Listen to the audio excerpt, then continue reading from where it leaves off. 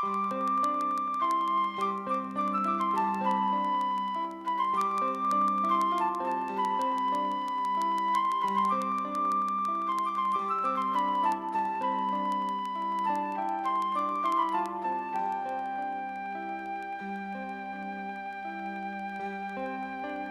funding for Marcia Adams' Heartland Cooking is provided by Marilat Industries, America's cabinet maker, committed to quality in a variety of kitchen and bath cabinetry styles.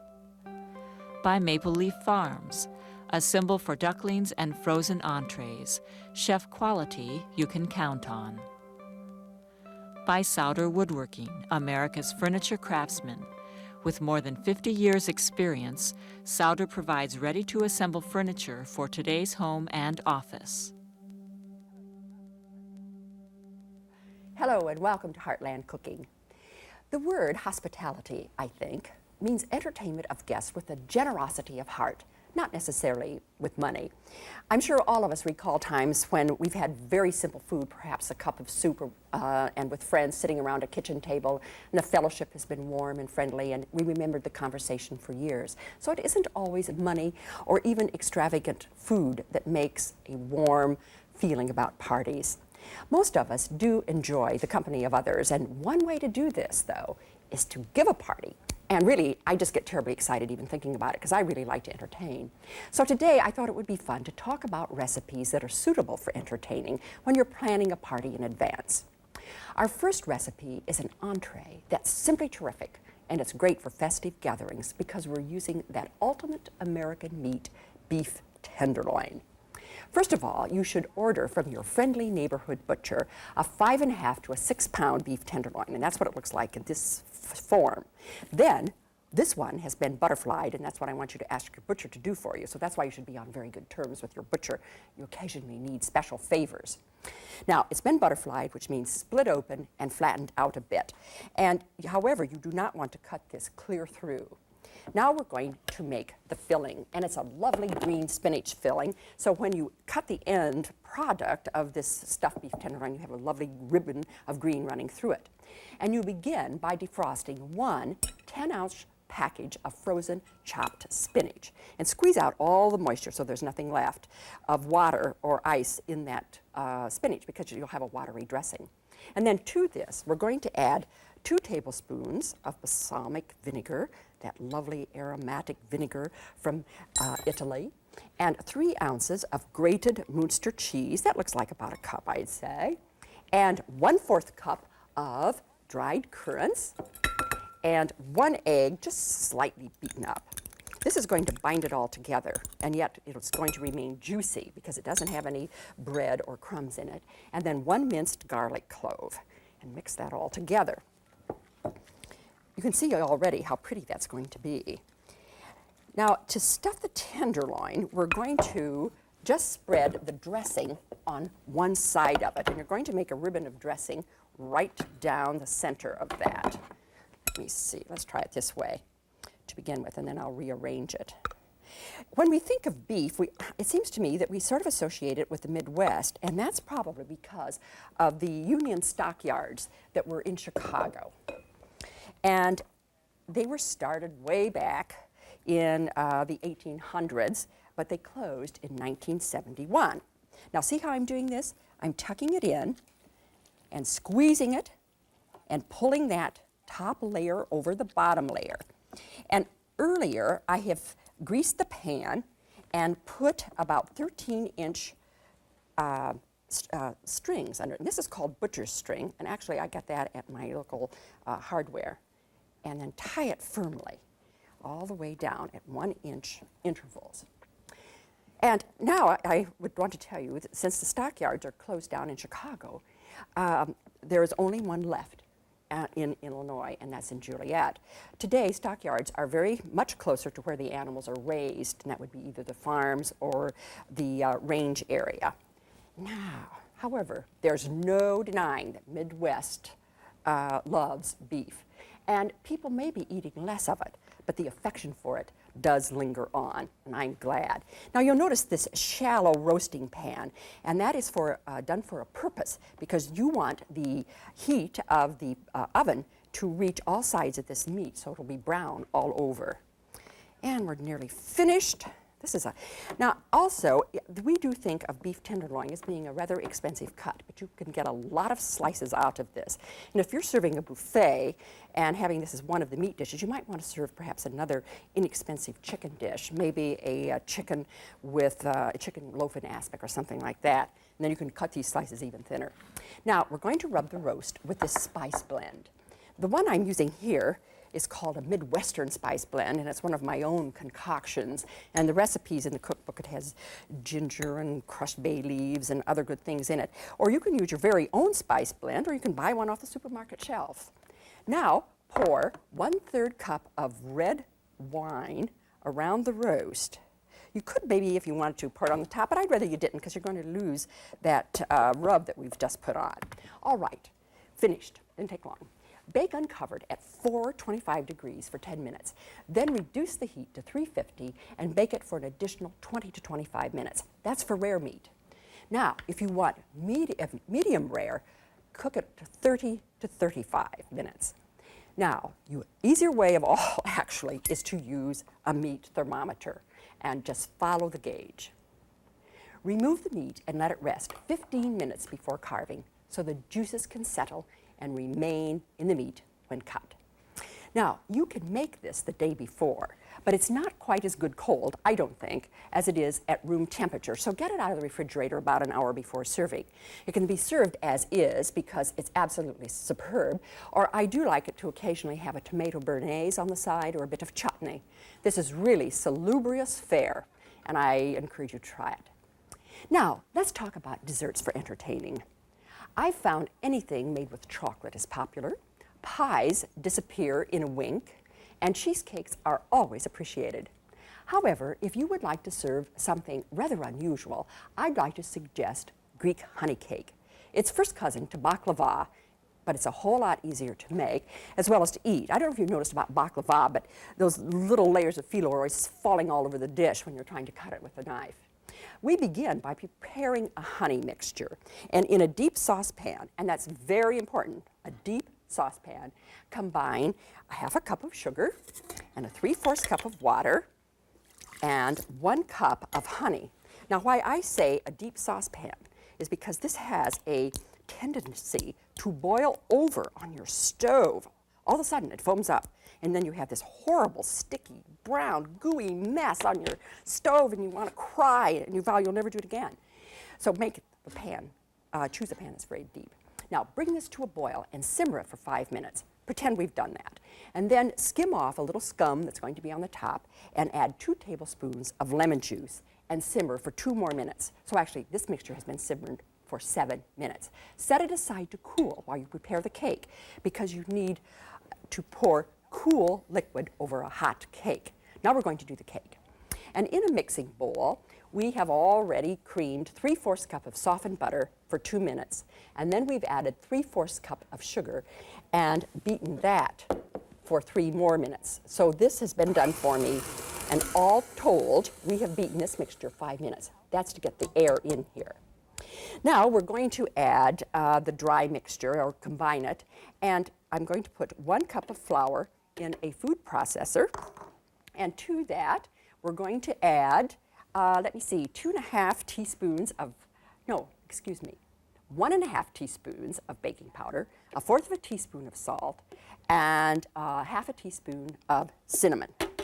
And whisk that together. And that's all ready to go. But first, over here, we're going to add 3 eggs, 1 at a time, to this. And the recipe calls for beating well after each addition, but we're going to sort of speed it up because you don't want to stand here or sit there. I'm standing. Sit there and watch me doing all these eggs for such a long time. Beat well after each addition. I don't know if you have noticed, but in some recipes, it still says sift the flour and the dry ingredients together. Actually, that's not nearly as important today as it used to be, because all of the commercial flours now are what is called pre-sifted. However, some recipes, and especially if you're doing something like angel food cake, if it says sift, that means sift, because you're depending on the air that's put into the cake to help it rise. And this would be one of those recipes where you really do need some aeration. So you should either sift or put it in the food processor like this. that's quite done. Now we're going to add the dry mixture to the wet mixture. And if you ever get into Chicago, there's lots of good Greek restaurants there. In fact, there's a whole area of Chicago called Greektown. Now blend that in quickly. And then add to this 1/4 teaspoon of grated orange rind and, excuse me, 1/2 teaspoon of grated orange rind and 1/4 cup of milk. Blend that lightly. You're going to scrape that down in. And also, another hint for baking cakes, other than the butter, unless it's, the butter should be room temperature too on this cake, incidentally. Your things will come together better if they're at room temperature. Now we're going to add 1 cup of English walnuts that are coarsely chopped. Don't use black walnuts in this recipe because they're simply too strong. Blend those in quickly. Now we're going to transfer this to an 8-inch greased pan. 8 inches, I think, is a good size for this cake because it gives you a nice thick cake. You know, Greek dishes have readily assimilated into Midwestern kitchens for several reasons. We're familiar with the cuisine because we have so many good Greek restaurants out here.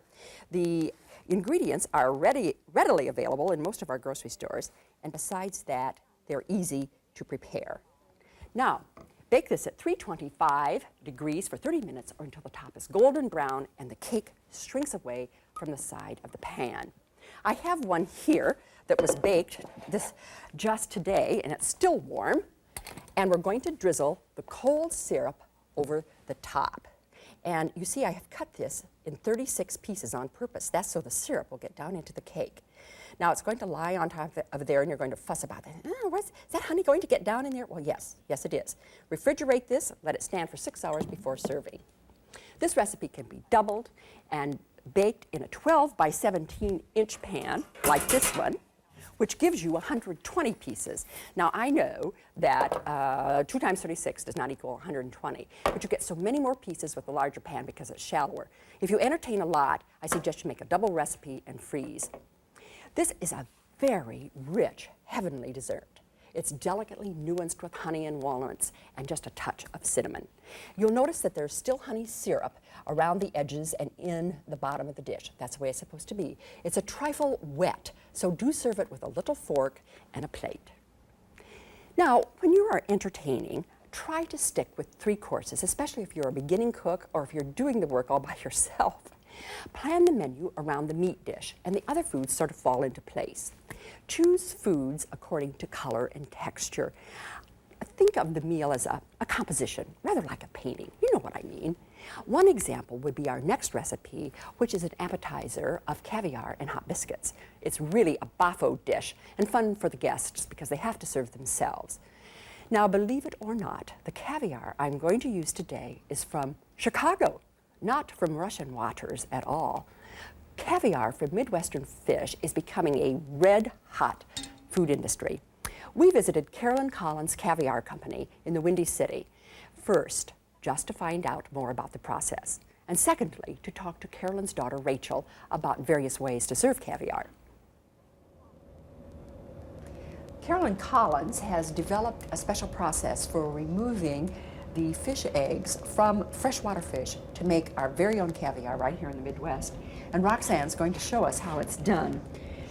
Now, what do we have here? Let's begin with a very basic thing. Okay, well, we have our membrane sack full of the berries of salmon caviar. That is a lot of caviar. Yes, it is. And what's the next step?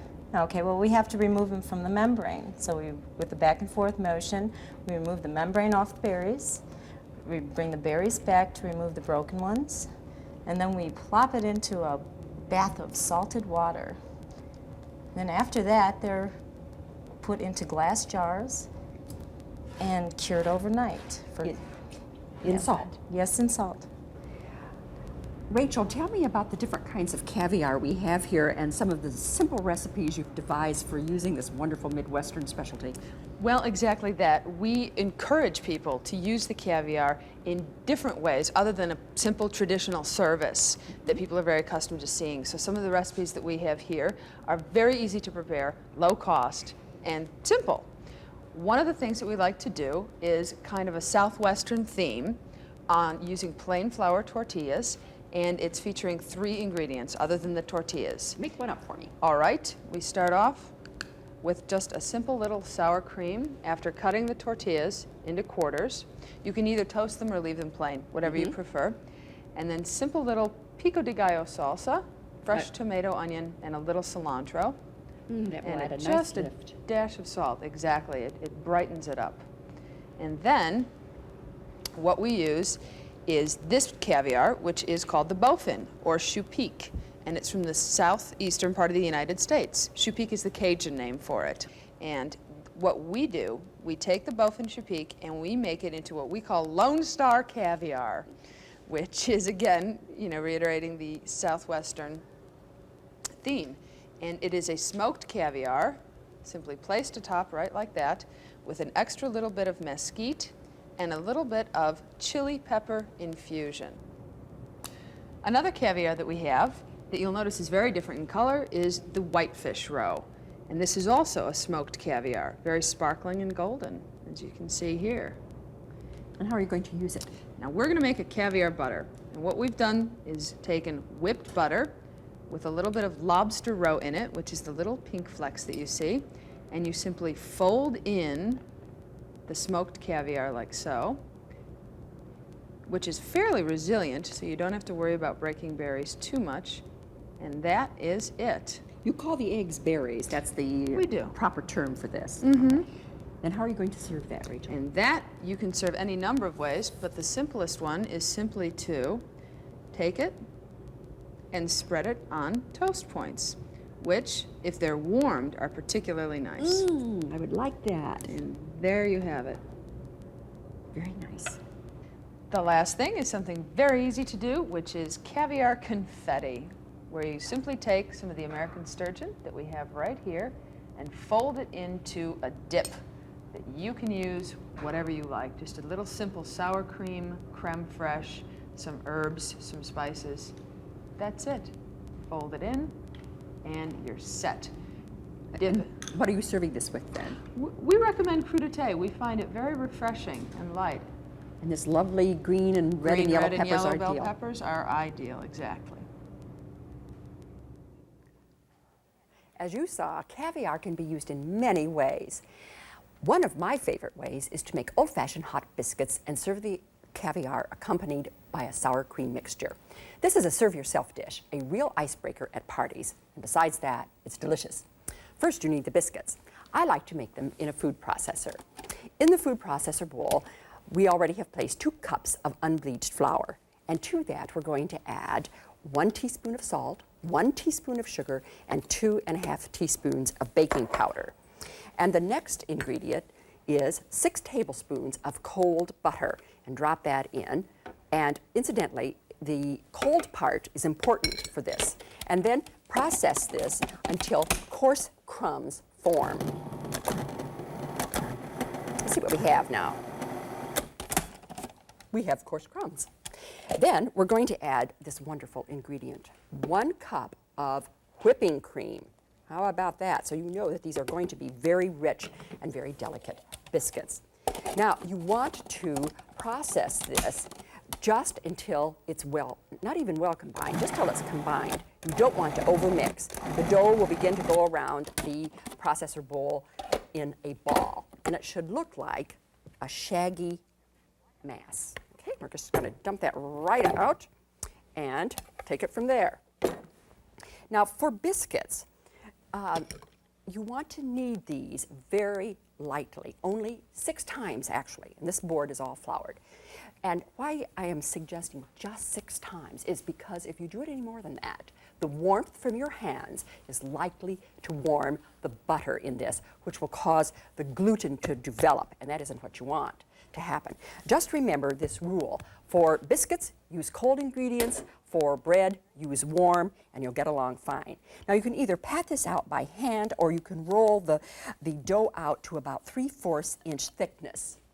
And these are going to be kind of fat biscuits, so don't make them thin. for this recipe. So you can make them thinner for something else if you want to.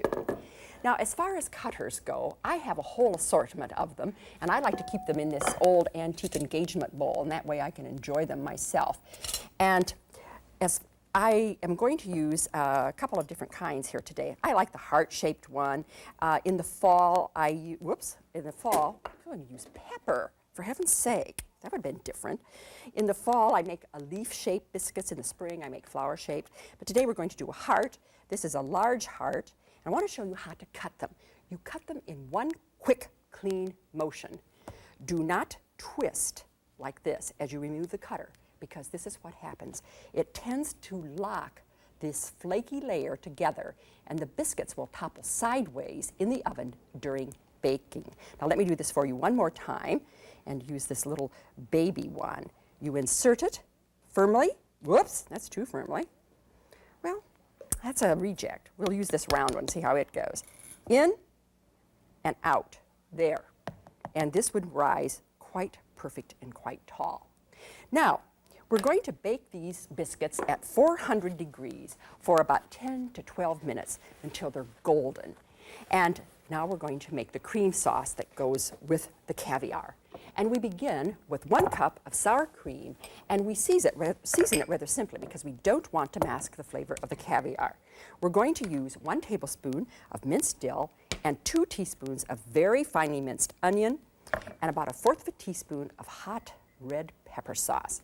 And blend that all together. And this could be done a day or two in advance. Actually, I always am urging you to do things in advance because things happen and you don't want to be rushed at the end. There used to be a time in my life when I could take a nap before a party, but I'm not that organized anymore. But still, that's my ultimate goal, to have time to take a nap before I have a party. Now transfer this to a pretty crystal bowl, and we're going to use this later. Let's talk about caviar a bit. Food writer Dory Greenspan calls it the culinary confetti of the moment. Boy, I wish I'd written that. And I must tell you, though, for purists, as well as the French and American governments, the only roe that can be called caviar without specifying the type is the type of fish that it comes from is sturgeon. Every other kind of caviar, you have to tell what fish it came from. The caviar I have today will give you just a hint of the varieties that are available from American fish. This first one is whitefish roe. It's sweet and tiny grained and yellow, and it comes from a fish from the Great Lakes. And this is salmon caviar. Look at this. Isn't this wonderful? It's from the coho and Chinook salmon roe.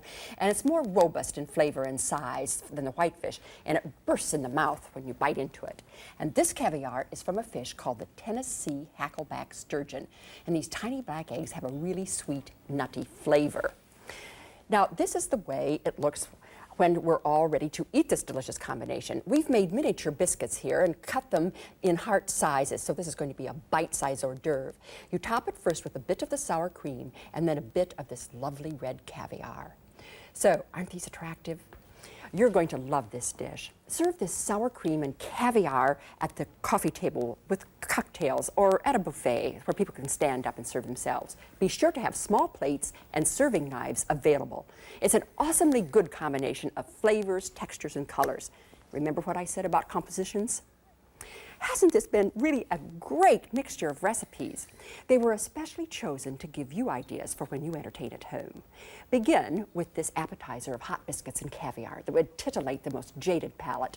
Then go to a main course of succulent beef tenderloin filled with a delicious combination of cheese, spinach, and other good things. And finally, a dessert that's the ultimate seduction, Greek honey cake with the honey sauce on top. Certainly the dishes that the party giver selects to use on their table when he or she entertains is part of the fun. And certainly both the old and the new can be mixed, just as we do every day here on the set. If you were going to serve, say, cookies with tea and coffee, it would really be interesting to present them in these antique biscuit barrels. In England, where these barrels were made, the word biscuit means cookies. We have 3 examples. Notice the similarity of designs on the blue and lavender one. And the mustard and black one is not as heavily decorated, but it's awfully handsome. It's the oldest of the 3 and was probably made around 1840.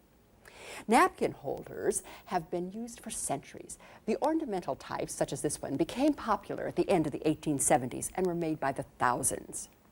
This type of cruet holder or castor set was widely used in Victorian homes. It held salt, pepper, oil, vinegar, and mustard, a very efficient thing. And this particular quilt pattern became very popular during the Civil War. It's called the double wedding ring quilt. Again, the pattern reflecting the folk art and the times. So until next time, as a goot, eat good.